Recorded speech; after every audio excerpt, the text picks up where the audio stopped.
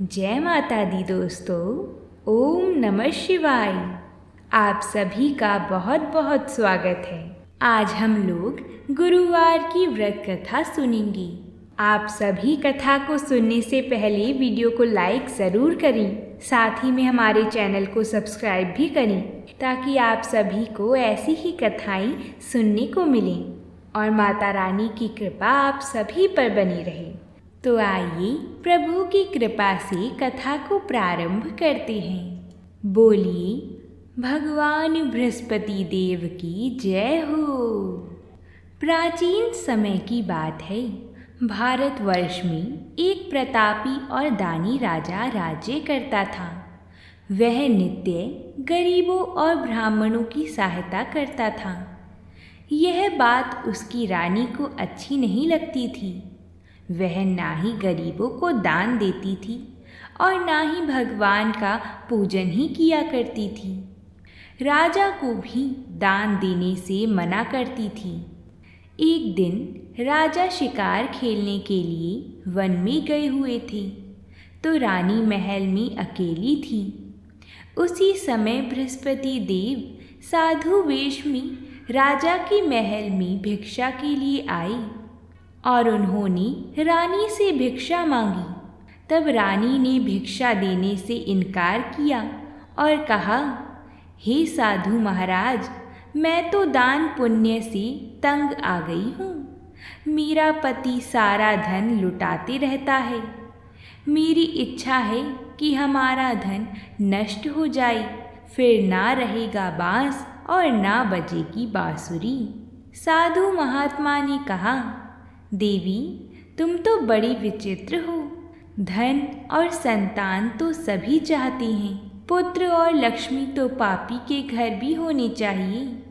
यदि तुम्हारे पास अधिक धन है तो भूखों को भोजन दो, प्यासों के लिए प्याऊ बनवाओ, मुसाफिरों के लिए धर्मशालाएं खुलवाओ। जो निर्धन अपनी कुंवारी कन्याओं का विवाह नहीं कर सकते, उनका विवाह कर दो।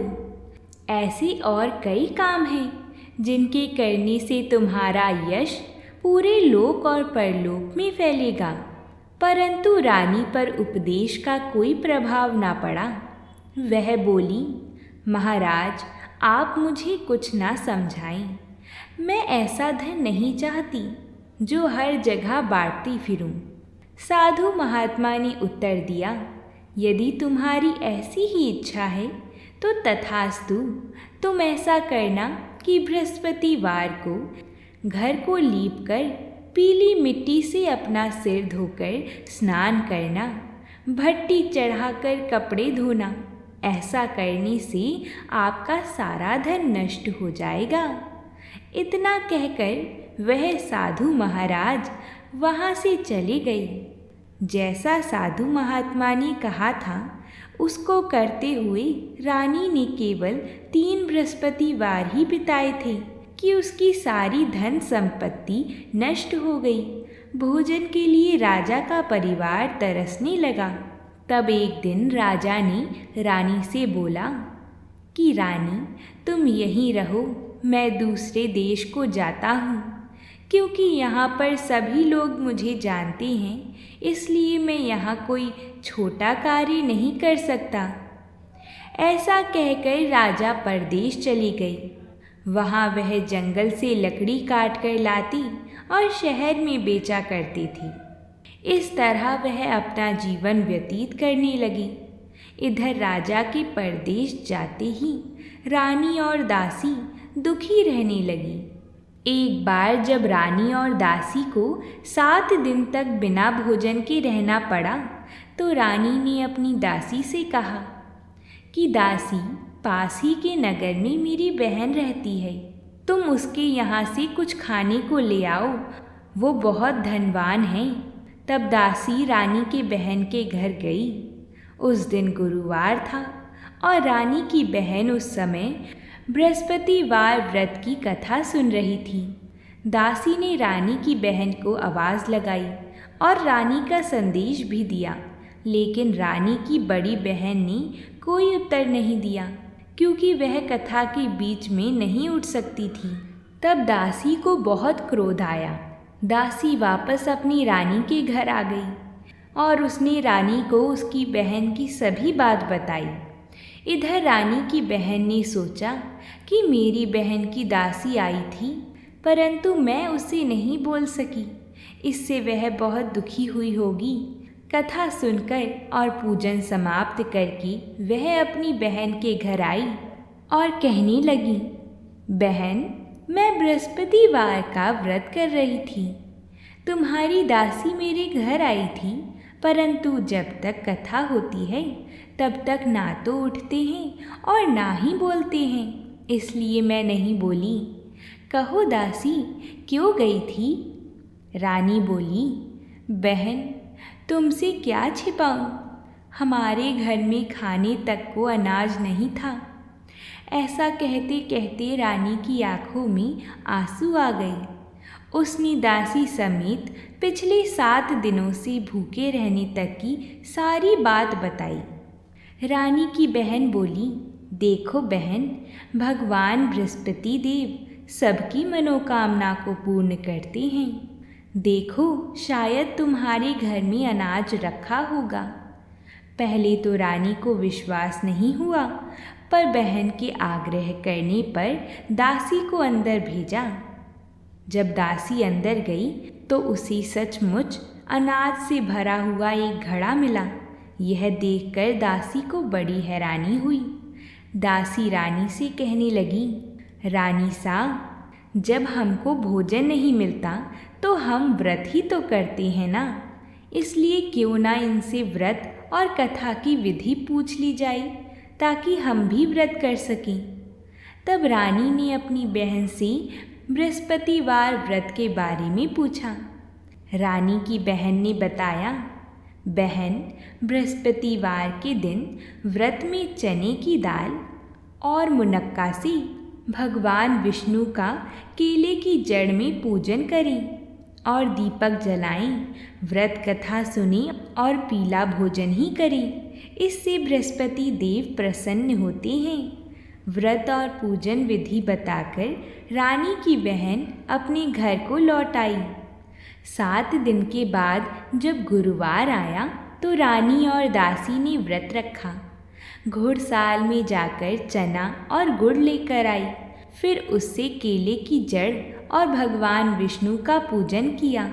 अब पीला भोजन कहाँ से आए, इस बात को लेकर दोनों बहुत दुखी थीं, क्योंकि उन्होंने व्रत रखा था, इसलिए बृहस्पति देव उनसे प्रसन्न थे। इसलिए वह एक साधारण व्यक्ति के रूप में 2 थालियों में सुंदर पीला भोजन दासी को दे गए। भोजन पाकर दासी प्रसन्न हुई और फिर रानी के साथ मिलकर ग्रहण किया। उसके बाद वह सभी गुरुवार को व्रत और पूजन करने लगीं। बृहस्पति भगवान की कृपा से उनके पास फिर से धन संपत्ति आ गई, परंतु रानी फिर से पहले की तरह आलस्य करने लगी। तब दासी बोली, देखो रानी, तुम पहले भी इस प्रकार आलस्य करती थी। तुम्हें धन रखने में कष्ट होता था, इस कारण सभी धन नष्ट हो गया, और अब जब भगवान बृहस्पति देव की कृपा हुई है तो तुम्हें फिर से आलस आता है। रानी को समझाते हुए दासी कहती है कि बड़ी मुसीबतों के बाद हमने यह धन पाया है, इसलिए हमें दान पुण्य करना चाहिए, भूखे मनुष्यों को भोजन कराना चाहिए और धन को शुभ कार्यों में खर्च करना चाहिए। रानी ऐसी बात सुनकर अपना धन प्रजा के लिए खर्च करने लगी। रानी ने प्याऊ बनवाई, कुंवारी कन्याओं का विवाह करवाया और धर्मशालाएं भी बनवाईं। एक दिन रानी और दासी आपस में विचार करने लगी कि ना जाने राजा किस दशा में होंगे, उनकी कोई खोज खबर भी नहीं है। उन्होंने श्रद्धापूर्वक गुरु बृहस्पति भगवान से प्रार्थना की कि राजा जहाँ कहीं भी हों शीघ्र वापस आ जाएं। उधर राजा परदेश में बहुत दुखी रहता था। वह प्रतिदिन जंगल से लकड़ी बीन कर लाता और उसे शहर में बेचकर अपने दुखी जीवन को बड़ी कठिनता से व्यतीत करता था। एक दिन दुखी होकर अपनी पुरानी बातों को याद करके वह रोने लगा और उदास हो गया। उसी समय राजा के पास बृहस्पति देव साधु के वेश में आकर बोली, हे लकड़हारी, तुम इस सुनसान जंगल में किस चिंता में बैठी हो, मुझे बतलाओ। यह सुनकर राजा के नेत्रों में जल भर आया। साधु की वंदना कर राजा ने अपनी संपूर्ण कहानी सुना दी। महात्मा दयालु होते हैं। वह राजा से बोली, हे राजा, तुम्हारी पत्नी ने बृहस्पति देव के प्रति अपराध किया था, जिसके कारण तुम्हारी यह दशा हुई। अब तुम चिंता मत करो, भगवान तुम्हें पहले से अधिक धन देंगी। देखो, तुम्हारी पत्नी ने बृहस्पतिवार का व्रत प्रारंभ कर दिया है। अब तुम भी बृहस्पतिवार का व्रत करके चने की दाल व गुड़ जल के लोटे में डालकर केले का पूजन करो, फिर कथा कहो या सुनो। भगवान तुम्हारी सब मनोकामना पूर्ण करेंगे। साधु की बात सुनकर राजा बोला, हे प्रभु, लकड़ी बेचकर तो इतना पैसा भी नहीं बचता जिससे भोजन के उपरांत कुछ बचा सकूं। मैंने रात्रि में अपनी रानी को व्याकुल देखा है। मेरे पास कोई साधन नहीं जिससे उसका समाचार जान सकूं। फिर मैं कौन सी कहानी कहूं, यह भी मुझको मालूम नहीं है। साधु ने कहा, मन में बृहस्पति भगवान के पूजन व्रत का निश्चय करो, वह स्वयं तुम्हारे लिए कोई राह बना देंगी। बृहस्पतिवार के दिन तुम रोजाना की तरह ही लकड़ियाँ लेकर शहर में जाना। तुम्हें रोज से दुगना धन मिलेगा, जिससे तुम भली भांति भोजन कर लोगी तथा बृहस्पति देव की पूजा का सामान भी आ जाएगा। जो तुमने बृहस्पतिवार की कहानी के बारे में पूछा है वह इस प्रकार है, तुम इसे ध्यानपूर्वक सुनो। प्राचीन काल में एक बहुत ही निर्धन ब्राह्मण रहता था। उसके कोई संतान न थी। वह नित्य पूजा पाठ करता। उसकी स्त्री ना स्नान करती और ना किसी देवता का पूजन करती। इस कारण ब्राह्मण देवता बहुत दुखी रहते थे। भगवान की कृपा से ब्राह्मण के यहाँ एक कन्या उत्पन्न हुई। कन्या बड़ी होने लगी। प्रातः स्नान करके वह भगवान विष्णु का जप करती थी। ऐसे ही वह बृहस्पतिवार का व्रत भी करने लगी। पूजा पाठ समाप्त करके पाठशाला जाती तो अपनी मुट्ठी में जौ भर के ले जाती और पाठशाला के मार्ग में डालती जाती। लौटते समय वही जौ स्वर्ण के हो जाती तो उनको बीन कर घर ले आती थी। एक दिन वह बालिका सूप में उन सोने के जौ को फटक कर साफ कर रही थी कि तभी उसकी माँ ने देख लिया और कहा कि हे बेटी, सोने के जौ को फटकने के लिए सोने का ही सूप होना चाहिए। दूसरे दिन गुरुवार था। कन्या ने व्रत रखा और बृहस्पति देव से सोने का सूप देने की प्रार्थना की। बृहस्पति देव ने उसकी प्रार्थना स्वीकार कर ली। रोजाना की तरह वह कन्या जौ फैलाती हुई पाठशाला से लौटकर जब वह जौ बीन रही थी तो बृहस्पति देव की कृपा से उसे सोने का सूप भी मिला। उसे वह घर ले आई और उससे जौ साफ करने लगी, परंतु उसकी माँ का वही ढंग रहा। एक दिन की बात है, कन्या सोने के सूप में जब जौ साफ कर रही थी उस समय नगर का राजकुमार वहाँ से निकला। कन्या के रूप और कार्य को देखकर वह उस पर मोहित हो गया। राजमहल आकर वह भोजन तथा जल त्याग कर उदास होकर लेट गया। राजा को जब राजकुमार की इस हालत का पता चला कि उसने अन्न जल त्याग दिया है तो राजा अपने मंत्रियों के साथ अपने पुत्र के पास गया और इस बात का कारण पूछा। राजकुमार ने राजा को उस लड़की के घर का पता भी बता दिया। मंत्री उस लड़की के घर गया। मंत्री ने ब्राह्मण के समक्ष राजा की ओर से निवेदन किया। कुछ ही दिन बाद ब्राह्मण की कन्या का विवाह राजकुमार के साथ संपन्न हो गया। कन्या के घर से जाते ही ब्राह्मण के घर में पहले की भांति गरीबी का निवास हो गया। एक दिन दुखी होकर ब्राह्मण अपनी पुत्री से मिलने गए। बेटी ने पिता की अवस्था को देखा और अपनी माँ का हाल पूछा। ब्राह्मण ने सभी हाल कह सुनाया। कन्या ने बहुत सा धन देकर अपने पिता को विदा कर दिया, लेकिन कुछ दिन बाद ही फिर वही हाल हो गया। ब्राह्मण फिर अपनी कन्या के यहाँ गया और सभी हाल कहा तो पुत्री बोली, हे पिताजी, आप माता को यहाँ लिवा लाओ, मैं उन्हें वह विधि बता दूंगी जिससे गरीबी दूर हो जाएगी। ब्राह्मण देवता अपनी स्त्री को साथ लेकर अपनी पुत्री के पास राजमहल पहुँची तो पुत्री अपनी माँ को समझाने लगी, हे माँ देखो, तुम प्रातः काल स्नान आदि करके विष्णु भगवान का पूजन करो तो सब दरिद्रता दूर हो जाएगी। परंतु उसकी माँ ने उसकी एक भी बात नहीं मानी। वह प्रातः काल उठकर अपनी पुत्री की बची झूठन को खा लेती थी। एक दिन उसकी पुत्री को बहुत गुस्सा आया। उसने अपनी माँ को एक कोठरी में बंद कर दिया। फिर प्रातः उसे स्नान आदि करा के पूजा पाठ करवाया तो उसकी माँ की बुद्धि ठीक हो गई। इसके बाद वह नियम से पूजा पाठ करने लगी और प्रत्येक बृहस्पतिवार को व्रत करने लगी। इस व्रत के प्रभाव से मृत्यु के बाद वह स्वर्ग को गई। वह ब्राह्मण भी सुखपूर्वक इस लोक का सुख भोग कर स्वर्ग को प्राप्त हुआ। इस तरह कहानी कहकर साधु बने देवता वहां से अंतर्ध्यान हो गए।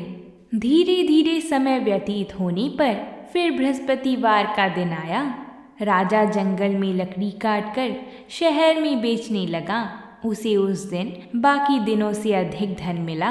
राजा ने चना गुड़ आदि लाकर बृहस्पतिवार का व्रत किया। उस दिन से उसके सभी कलेश दूर हो गए। परंतु जब अगले गुरुवार का दिन आया तो वह बृहस्पतिवार का व्रत करना भूल गया। इस कारण बृहस्पति भगवान नाराज हो गए।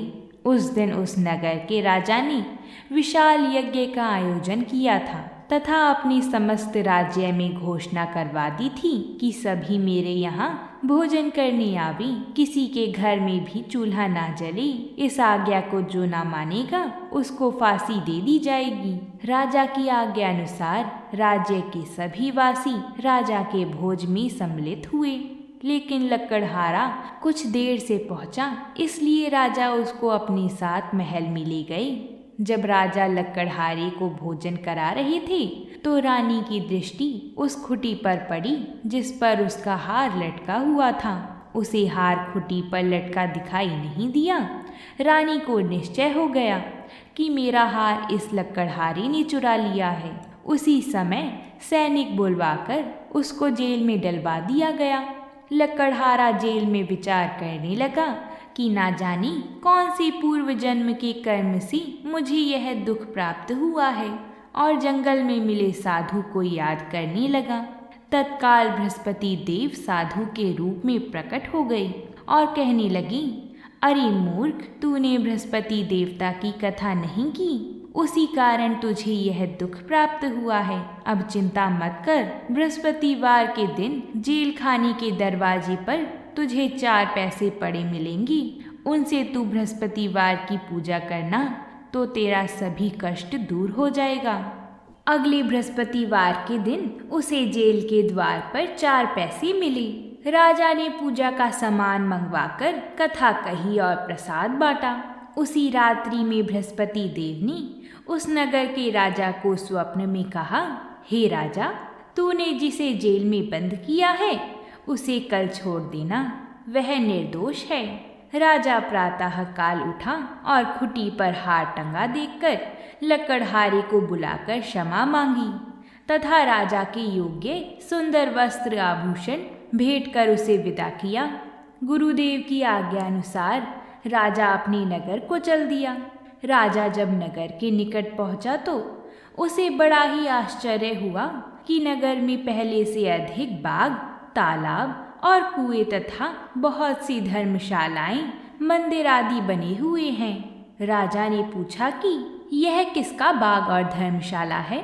तब नगर के सब लोग कहने लगे कि यह सब हमारी रानी और दासी द्वारा बनवाए गए हैं। राजा को आश्चर्य हुआ और गुस्सा भी आया। कि उसकी अनुपस्थिति में रानी के पास धन कहाँ से आया होगा। जब रानी ने यह खबर सुनी कि राजा आ रही हैं, तो उसने अपनी दासी से कहा, हे दासी, देखो तो जरा, राजा हमको कितनी बुरी हालत में छोड़ के गए थे। वह हमारी ऐसी हालत देखकर लौट ना जाएं, इसलिए तू दरवाजे पर खड़ी हो जा। रानी की आज्ञा अनुसार दासी दरवाजे पर खड़ी हो गई और जब राजा आए तो उन्हें अपने साथ महल में लिवा लाई।